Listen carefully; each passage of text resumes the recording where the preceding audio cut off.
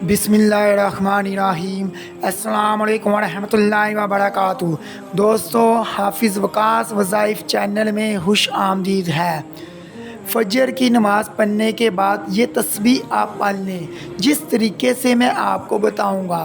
اس تسبیح کو آپ پڑھیں، اللہ پاک کا آپ پر ایک ایسا کرم ہوگا کہ آپ کی عقل حیران رہ جائے گی۔ جس بھی مقصد کے لیے یہ تسبیح پڑھیں گے وہ مقصد پورا ہوگا، اور غیب سے آپ کی ایسی مدد ہوگی کہ آپ کو یقین نہیں آئے گا۔ دولت کے لیے بھی یہ وظیفہ بہت ہی خاص ہے۔ بس آپ یہ تسبیح فجر کی نماز کے بعد ایک بار فوراً پڑھ لیں، آپ کی جو حاجت ہوگی وہ پوری ہوگی اور غیب سے آپ کی مدد ہوگی۔ ویڈیو کو آپ نے سکپ نہیں کرنا اور آخر تک لازمی دیکھنا ہے تاکہ کوئی اہم بات آپ سے مس نہ ہو جائے۔ آپ سے گزارش ہے، اگر ابھی تک آپ نے ہمارا چینل حافظ وقاص وظائف کو سبسکرائب نہیں کیا تو آپ تمام بہن بھائیوں سے گزارش ہے کہ سبسکرائب کر لیں تاکہ مزید ویڈیو آپ تمام بہن بھائیوں تک پہنچ سکیں۔ شکریہ۔ پیارے بھائیوں، آپ کو بتاؤں گا کہ فجر کی نماز کے بعد آپ نے یہ تسبیح کیسے پڑھنی ہے، لیکن پہلے آپ کو اس کے کمالات بتا دوں۔ ایک بھائی نے ہمیں میسیج کر کے یوں بتایا: محترم حافظ وقاص صاحب، السلام علیکم ورحمۃ اللہ وبرکاتہ۔ خدا تعالیٰ آپ کا سایہ ہمیشہ ہمارے اوپر رکھے۔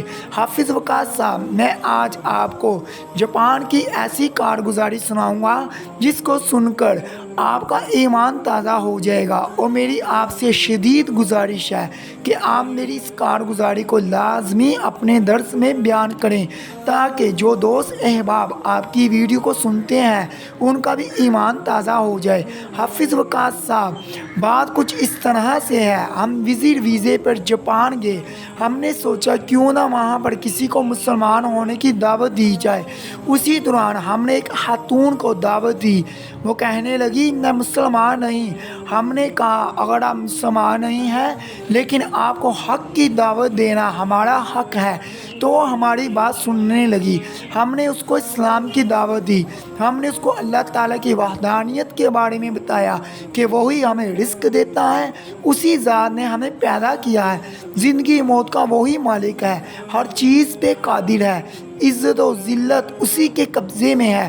پہلے تو وہ ہماری باتیں بڑی غور سے سنتی رہی، آخر اس نے کہا دیکھو آپ کی باتیں ہمیں بہت اچھی لگتی ہیں، میں آپ کا مزید وقت ضائع نہیں کرنا چاہتی، آپ میری بھی چند باتیں سن لیں۔ میں آپ کو بتا دوں میں ایک اسکول ٹیچر ہوں، کافی عرصے سے ستیا نامی بدھ کی پوجا کر رہی ہوں، اسی کو اپنا خدا مانتی ہوں۔ اگر آپ سچے ہیں، اگر آپ کا دین برحق ہے، اگر آپ کا خدا برحق ہے اور وحدہ لا شریک ہے، اس کے علاوہ سب جھوٹے ہیں، تو پھر میں اسلام قبول کرنے کے لیے تیار ہوں، مگر میری ایک شرط ہے۔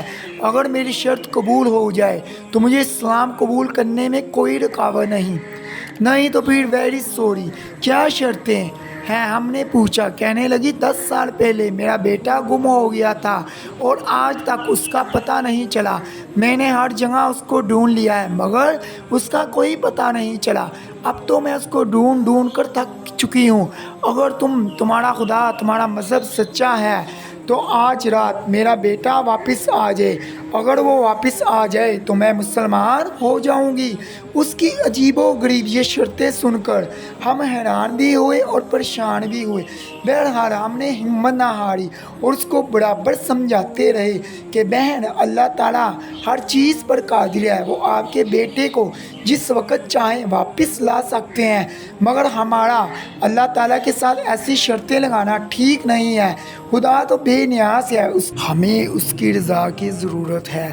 ہمارے لاکھ سمجھانے کے باوجود بھی وہ خاتون باضد رہی کہ نہیں، میرا بیٹا واپس آئے گا تو میں اسلام قبول کروں گی ورنہ نہیں۔ آخر کار ہم نے ہار کر کہا چلو پھر ایسا کرو، پہلے اس بت کو ختم کرو جس کی تم پوجا کرتی ہو، اور اس کے بعد آج رات اللہ تعالیٰ سے دل سے دعا مانگو، انشاءاللہ تعالیٰ اگر اللہ تعالیٰ نے چاہا تو تمہارا بیٹا واپس آ جائے گا۔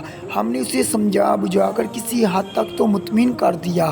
وہ رات ہماری تو بڑی بے چینی میں گزری، اور فجر کی نماز کے بعد ہم نے ایک عمل کیا، وہ عمل ہمیں کسی بزرگ نے بتایا تھا کہ آپ کی جو مرضی حاجت ہو، جو بھی آپ کا مقصد ہو، اس عمل کو کرنے سے آپ کی ہر حاجت پوری ہو جائے گی۔ وہ عمل کچھ اس طرح سے تھا: فجر کی نماز کے بعد مصلے پر بیٹھے بیٹھے آپ نے 3 مرتبہ سورۃ کوثر پڑھنی ہے، اس کے بعد 11 مرتبہ آپ نے یا مجیدو پڑھنا ہے، اس کے بعد آپ نے سورۃ اخلاص پڑھنی ہے، اور اس کے بعد 11 مرتبہ آپ نے اللہ تعالیٰ کا پیارا نام یا لطیفو پڑھنا ہے، پھر آپ نے 11 مرتبہ یا ودودو پڑھنا ہے، اور اس کے بعد 11 مرتبہ یا مقتدرو کو بھی پڑھنا ہے۔ اس عمل کو آپ جب کر لیں، آپ مالا مال ہو جائیں گے، آپ کی قسمت کے بند تارے کھل جائیں گے، آپ کی غیب سے مدد ہوگی۔ ہم نے یہ عمل پورے یقین کے ساتھ کیا اور اللہ تعالیٰ سے خوب دعائیں مانگی۔ حافظ وقاص صاحب، آپ یقین کریں گے اگلے دن ابھی ہم اشراق پڑھ رہے تھے کہ وہ خاتون ہوٹل میں آ گئی۔ اس نے اپنے علاقے کا روایتی ناشتہ لیا ہوا تھا اور بہت خوش نظر آ رہی تھی، پر ہم فکر مند ہو گئے کہ اس کو کیسے سمجھائیں، لیکن اس نے آتے ہی ہم سب کا شکریہ ادا کیا اور کہا کہ آپ کے بتائے ہوئے طریقے پر میں نے بدھ کو اسی وقت اٹھا کر سیر پہ رکھ دیا اور دل لگا کر آپ کے اللہ سے دعائیں مانگی۔ کیا بتاؤں کہ مجھے آپ کے رب سے مانگنے پر اتنا مزہ آیا اور اتنا سکون ملا کہ اس سے پہلے اتنا سکون کسی اور جگہ سے کبھی نہیں ملا۔ اسی پر کیفیت میں رات گزرتی رہی اور مجھے پتہ نہ چلا، میں مانگنے میں اتنی مدہوش تھی کہ مجھے وقت گزرنے کا احساس ہی نہ ہوا۔ تو یہ تو مجھے تب پتہ چلا جب ڈور بیل میں نے دیکھا رات کے 4 بجے ہیں۔ میں نے دروازے کے کھول سے باہر دیکھا کون ہے، مجھے تو اپنی آنکھوں پر جیسے یقین ہی نہیں آیا۔ میں سمجھی کہ میری آنکھیں دھوکہ کھا رہی ہیں۔ میں نے دیکھا میرا وہی بیٹا جو 10 سال پہلے کھو گیا تھا گیٹ پر کھڑا ہے۔ مجھے تو یقین ہی نہیں ہوا اتنی جلدی میری دعا قبول ہوگی۔ مجھے لگا شاید میں خواب دیکھ رہی ہوں۔ میں نے جلدی سے اپنی آنکھوں کو مسلا اور دوبارہ دیکھا تو واقعی میرا بیٹا تھا، میرا لخت جگر تھا، جس کی راہ تکتے مجھے 10 سال ہو گئے تھے، جس کے غم میں رو رو کر میری بینائی کمزور ہو گئی تھی، جس کی جدائی میں میری آنکھوں کے آنسو بھی ختم ہو گئے تھے۔ میں نے دیوانہ وار گیٹ کھولا، بیٹے کو اپنے سینے سے لگایا، پھر میں ہر چیز کو بھول گئی، اس کی خدمت میں لگ گئی۔ وہ بہت تھکا ہوا تھا، میں اس کو سلا کر آئی ہوں۔ شام میں آپ کو اس سے ملواؤں گی۔ اس خاتون کی باتیں سن کر ہم نے بھی اللہ تعالیٰ کا شکر ادا کیا کہ اللہ تعالیٰ نے ہماری بات کی لاج رکھ لی، ورنہ وہ تو بے نیاز ذات ہے۔ ہم نے اس خاتون کا ناشتہ قبول کر لیا، پھر اس کو دوبارہ اسلام کی دعوت دی۔ اسی نے اسی وقت اسلام قبول کر لیا اور کہا کہ اللہ تعالیٰ نے مجھے راہ حق سمجھا دیا ہے، مجھے جہنم کے دروازے سے ہٹا کر ایسا محسوس ہو رہا ہے جیسے جنت کے راستہ دکھا دیا ہے۔ اگر تم نہ آتے تو پتہ نہیں میرا کیا ہوتا۔ یہ کہتے ہوئے اس کی آنکھوں سے آنسو آنے لگے، کہنے لگی کاش آپ تھوڑا اور جلدی آ جاتے۔ میری ماں کافی عرصہ میرے بیٹے کے غم کی وجہ سے کفر کی حالت میں ہی وفات پا گئی۔ ہم نے اس کو تسلی دی اور اس خاتون کو کلمہ پڑھایا اور باقاعدہ نماز کھائی۔ جتنے بھی دن ہم وہاں رہے، وہ خاتون ہمارا باقاعدہ سے ناشتہ لاتی اور ہم نے اسلام کے بارے میں ہمارے سے پوچھتی رہتی۔ ہم جاپان میں سیر بھی ہم نے کی اور اللہ نے ہم سے کام بھی لے لیا خیر کا۔ اس خاتون نے اپنے بیٹے سے بھی ہمیں ملوایا اور اسے بھی ہم سے کلمہ پڑھوایا، اس کو بھی دائرہ اسلام نے داخل کروا دیا۔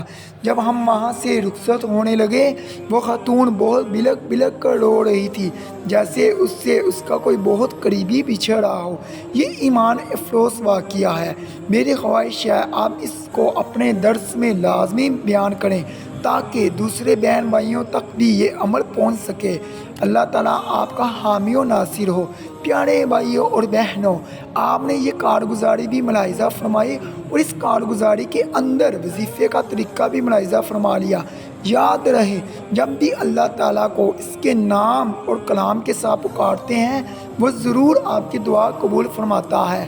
آپ نے اپنے لیے یا اپنے دوستوں یا عزیز و اقارب کے لیے کوئی بھی دعا منگوانی ہے، اپنا نام اور مسئلہ لکھ کر ہمیں کامنٹ میں لازمی بتائیں تاکہ آپ تمام بہن بھائیوں کے لیے خصوصی دعا کی جائے۔